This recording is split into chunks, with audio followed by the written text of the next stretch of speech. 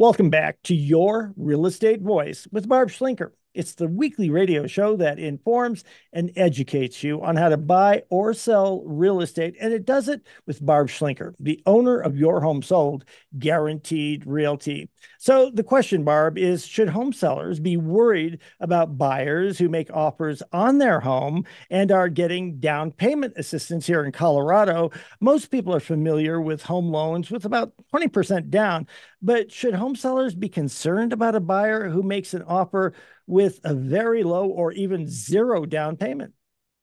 Well, there's certainly more risk for the home seller. I mean, the way the contracts are structured in the state of Colorado, all the risk is in the seller's corner until the buyer closes, basically.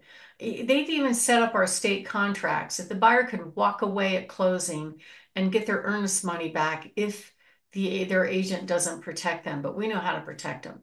And so there's once a seller commits to a buyer by accepting their contract, there are no outs for the seller. There's a ton of outs for the buyer, right?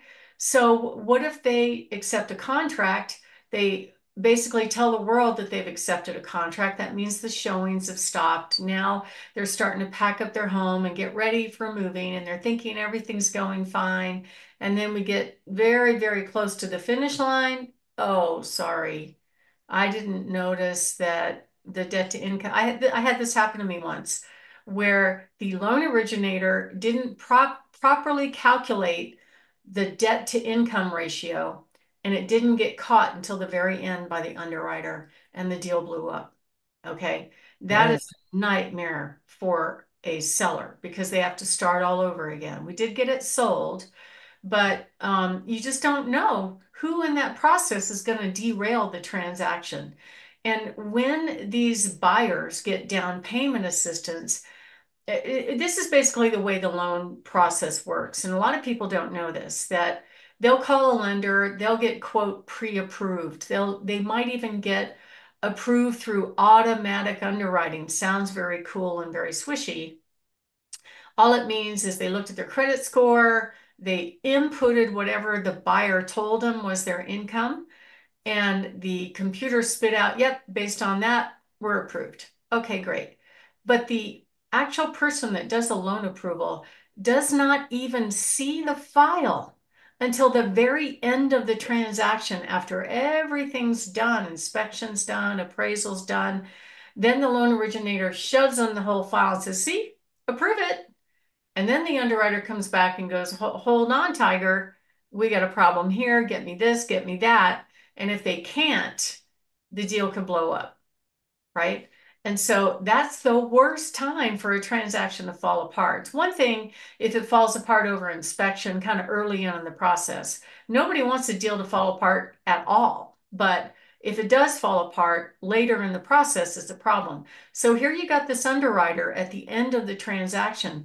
Many of these loan down payment assistance programs have another set of underwriting that happens after the first underwriter looks at it and they say, okay, this one's good to go. Now we hand it off to the new underwriter, and I've had deals fail at that stage as well, right before closing. Total nightmare for a seller. So should they worry about it? Yeah, I think so. But it's a nice benefit to a buyer if they can afford the payment that they get into a property without a lot of upfront cash thing. Now, there are several different kinds of down payment assistance programs. There's the VA loan, which essentially is 100% financing guaranteed by the VA. So that loan is actually very easy to get. As long as the borrower qualifies for the payment, that's an easy loan. That's not one that I think sellers should be worried about, with the exception of the appraisal. That means that they need to have a good agent that's taken a look at similar sales at the time that they accept the contract to make sure that they could substantiate that price with the appraisal when the appraisal happens. We do that for our clients. I'm not sure every agent does. Same thing for an FHA loan, pretty much pretty good chance that it's going to go through. But that only has 3.5% down. But both of those loans can layer on top of it what they call down payment assistance. There's the bond program, which is basically a 4% gift to the buyer. And there's the CHAPA program, which is a 3.5% loan. And the way the loan works is the borrower doesn't have to pay it back until they sell the house, and they have to keep it for so much time. And now some of these credit unions are starting low down payment loans, even conventional loans that you can get as little as 3% down. So they're out there and they can be layered. These down payment assistance programs can be layered with these other loans to keep the payments low. But you don't really know until you're at the very end of the transaction as to whether or not this deal is going to go through. I just closed one where the lender was so disorganized, she could not calculate what the closing costs were going to be properly in the process. So she disclosed one thing to the borrower and then, oh, sorry, it's going to be more than I thought. So we're going to have to wait 3 business days to close because the government requires that we give 3 business days if a certain dollar amount changes on the loan profile. So I think these are things that sellers should be concerned about, and there's a lot of risk to them. Now, let's add on top of that some of these down payment assistance programs that the government is proposing right now. So I don't know if you remember, Richard, back in 2009, Obama started this program where it was right after the meltdown. He was trying to encourage home ownership. So he offered an $8,000 grant to first-time home buyers. Do you remember that program back then? Yeah, I do vaguely. It seemed like there was something a little bit suspect at the financing of that for the entire nation. Yeah, well, so he gave away all that money. The taxpayers paid it. It lasted from February through June. It ended in June. It did, kind of spark the market just a little bit just during that time. And then the market went back to its normal, wherever it was at the time, which was really in 2009. The market for sales was very, very depressed. As I recall, like right now, we have 2,000 homes on the market. At that time, we had 4,500 homes on the market with a smaller city. So there was a lot more inventory, a lot fewer sales. And it was a tiny spark, but it was a temporary spark. So now the Democrat candidate, Kamala Harris, I don't know if I said her name right, I don't care. And basically, she's proposing a $25,000 gift for home buyers to buy a home. Now, I don't know who those home buyers are. Are they citizens or not? How they qualify or not? Where does the money come from, though, is my question, right? I just sold a home last week where these two young ladies worked and saved for years, and they ended up buying a home almost 500,000. They put down 120,000. I was very impressed by that. They're probably not more than 30 years old, and they put a huge down payment so they could afford the payment, and they're living in that house together. So what does the government say to people that worked and saved to get their down payment on a home, right? To succeed in home ownership, and now they're just going to give it away and make all of the taxpayers pay for it. I personally don't agree with that, but it could be a program that happens. So, if you're selling a house, there's a whole lot of landmines that have to take place to get it to the finish line. There's so many different ways that things could mess it up. We could have the buyer change their mind. We could have the buyer not qualify all of a sudden. Maybe they go out. I had a buyer once that went out and bought a brand new car. You know how much brand new cars are with house payments? It's close to a house payment. I've had buyers not tell their lender. This happened to me twice actually, that they had back taxes to pay. So that's a deal breaker. And they don't usually find that early in the process. They find that out later on when they do all their, financial investigations that, oh, you got to pay back taxes. Okay. Well, that's going to have to be paid out of the closing, and that derails the whole process altogether. Or child support is the same kind of example. So those kind of things can blow up a deal, and on top of the normal things of inspection, appraisal, and loan approval. So as a home seller, there's a lot to be worried about, because while you're waiting for all that to take place from contract to closing, You're packing, you're moving, you're making your plans for your destination, and it may or may not work out, right? So it's really scary for home sellers. That's why I think a lot of people jump on these cash offer deals because they have 100% certainty.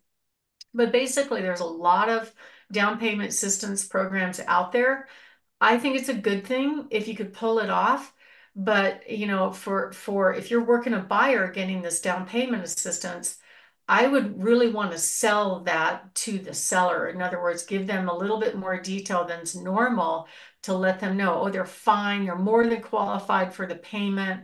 They have a good job, blah, blah, blah. They've already been approved through underwriting, something like that to give them a warm fuzzy. So one of my questions in that scenario is I want to know, is the lender going to have to go through two levels of underwriting, which is final loan approval, basically, in order to make that happen?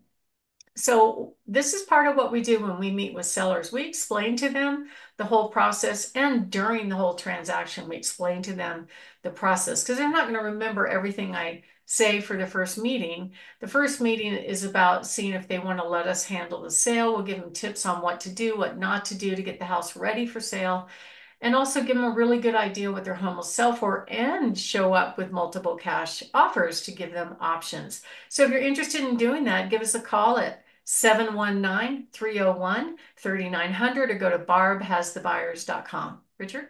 You're listening to Your Real Estate Voice with Barb Schlinker. She's the host of the program, owner proprietor of Your Home Sold, Guaranteed Realty. And if you are thinking of making a move, call Barb, 719-301-3900. Barb, what are some other things that home sellers really need to know about financing options and how it will affect the sale of their home?